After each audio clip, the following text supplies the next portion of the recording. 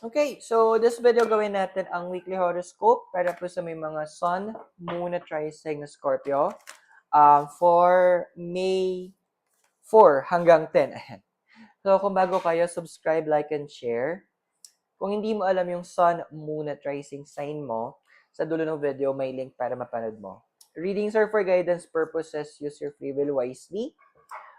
For private readings po, and Spellworks, message mo ako. And Friday to Sunday, nasa May Gulay tayo for face-to-face reading sa Session Road sa Baguio. So, this is a progressive reading, meaning mararamdaman pa yung effect nito in about 1 to 2 more weeks. Mabilis lang Okay, so Scorpio, ano bang ina-expect natin this time? So, we have here is the 9 of Cups. Minsan kailangan mo, alam mo yung, although yes, naging impulsive ka before, yung mga tipong masyado kang, yung, na masyado mong hinayaan na yung emotions mo, it's maging pakawala. I mean, in the distant past. Alam mo yung tipong, kailangan mo mag-decide ulit in terms of your emotion. Kasi with the 9 kasi is about higher level of learning And Cups is about water, the emotions, and the heart. So, andito sinasabi ng cards, may sinasabi na yung heart mo, bakit hindi ka nakikinig? May sinasabi na siya, kailangan mong gawin, hindi mo pa rin ginagawa. It's time that you listen to your inner voice. Doon na, paalala lang, water sign ka. Much stronger ka in terms of dealing or handling or using those emotions. So, bakit hindi ka nakikinig? Dahil tatakot ka na ma-lead ka sa path na hindi mo gusto? Andoon ba yung kinukulong mo yung sarili mo kasi naalala mo na naman yung mga yung mga nangyari in the past at gusto mong iwasan to? Reminder, Scorpio, those are in the past. Pangalawa, alam mo na yung mga dapat gawin at dapat sabihin at yung hindi dapat gawin at hindi sabihin. So technically, may capacity ka magkaroon ng informed decision. Don't overthink it. Okay? Now, we have here next is yung Four of Swords. Excuse me. So, the card is reminding you as well na masyado mong in-structure yung mga bagay-bagay. Medyo babasagin natin ng konti. Although tama naman na andoon na you are a planner, sabi nga ng may nagsabi nga na isa sa mga capacity ng isang may Scorpio placement is meron kang criminal mind. Ibig sabihin nun, kaya mo magplano at kaya mong to make sure ito yung magiging reaction, ito yung magiging outcome ng mga ginagawa mo. Pero this time, it's time to let go of it kasi ang i-deal ng universe this time is with regards to your heart. Yes, andoon na, sabi nga na, yun talaga, isa sa mga greatest fears nyo na masaktan is yung matanggap na sakit is the betrayal. Kasi ang pwedeng gumawa lang naman nun is yung taong malapit sa'yo o yung taong hawak yung puso mo. But it's worth the risk. Ikaw lang naman yung nagsasabi na baka maulit siya. Yeah, may possibility baka maulit, pero may possibility baka hindi maulit. So don't focus too much on the negative aspect. Now, yung next card natin is also the Empress. So, the Empress is governed by the planet Venus. Now, si Venus kasi, siya ang ruling planet ni Libra at ni Taurus. No, naka-reverse siya. So, ang counterpart dito ni Taurus will be si Scorpio. Ang counterpart naman ni Libra, 1, 2, 3, 4, 5, is Aries. See? Both are daredevils. Day. Pangit man yung turn ko sasabihin, pero humayo ko na't lumande.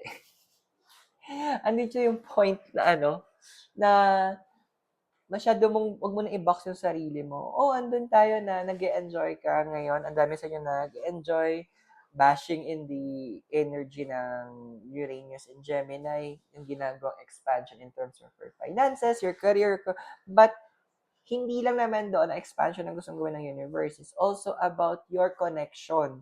Itong connection na to, wag mong ipako yan sa professional lang or business or sa friendship. yes, landi-landi din pag may time. 'Di ba? Kailangan mo talaga, which is, actually, dapat nga madali lang para sa yun eh. Charis. Now, we have here is the Page of Cups.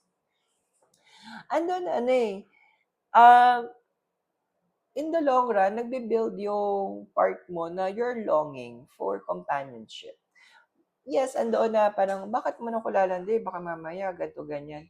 Yes, I understand. Pero minsan kasi sa paglandi, doon mo nakikilala yung mga tao na who could help you i-fulfill or mapunan yung void sa heart mo. So, the universe is, yung universe, pinupush ka lumabas diyan sa tinatawag nating comfort zone mo. Pinupush ka na niya na lumabas kung nasan ka. Kasi, my dear, it's time. How long has it been? Andoon na, hindi nag-work yung mga ginawa mo before. Kaya nga may kasabihan, di ba? Kung hindi makuha sa santong dasalan, yes, kunin natin sa santong landian. Okay, now we have here is next is yung Queen of Pentacles. So, the card, this is, yung Queen kasi, it's an older female energy.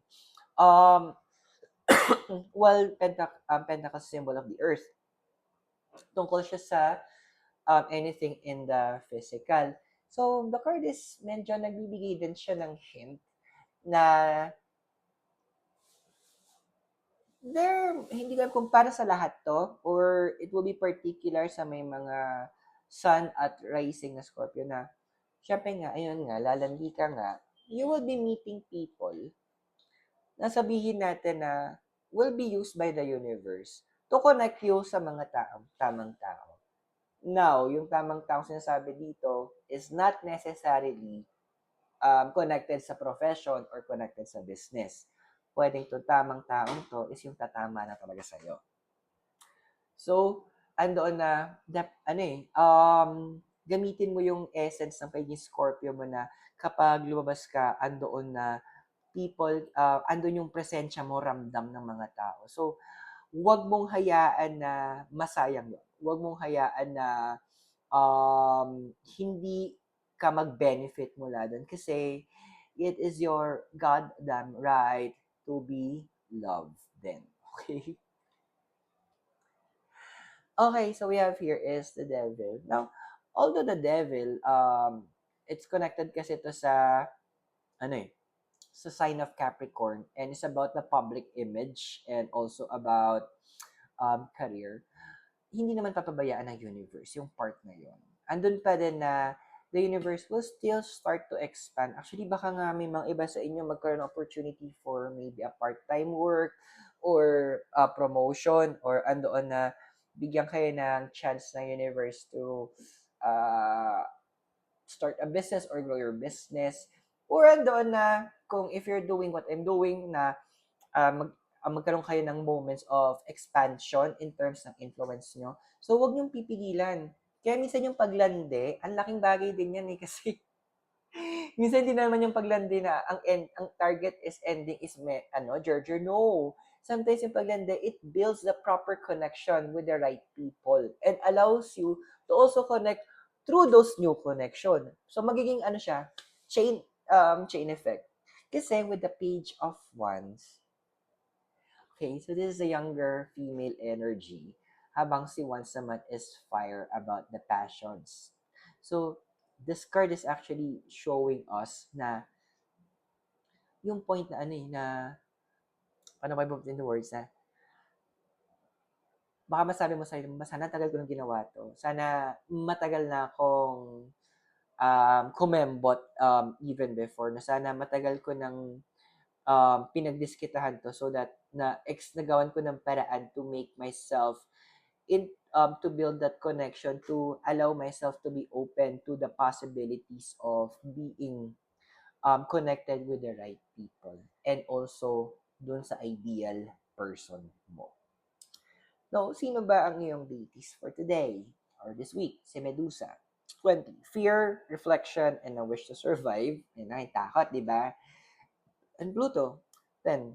completion, secrecy, and a wish to transform. Ironic lang, no? Kasi si Pluto ang, ruling planet mo. Yung modern astrology. So, hindi ka ba sanay na sa buong buhay mo, andun may constant transformation ka?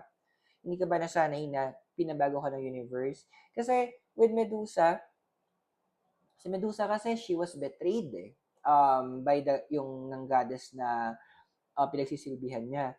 And sa bandang andoon na misunderstood siya, which is katulad mo din, madalas kang misunderstood. So this is the time that you be the one to first understand yourself. Be the one to also make sure na ikaw yung mag-heal. Kasi sabi nga, yung may kasabihan na parang doon sa Avengers na walang ibang makakaintindi kay Wanda kung hindi si Wanda din. Ikaw yung si Wanda eh. Kaya, in a way, walang makakaintindi kay Scorpio except yung kapwa niya Scorpio.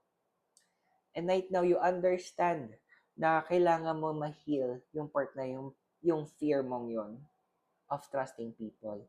And from there, change yourself because you deserve better. So I hope nakatulong yung readings. Those are for guidance purposes. Use your free will wisely. And subscribe, like, and share. For private readings po, you can message me. And Friday to Sunday, nasa Oh My Gulay Session Road for face-to-face reading.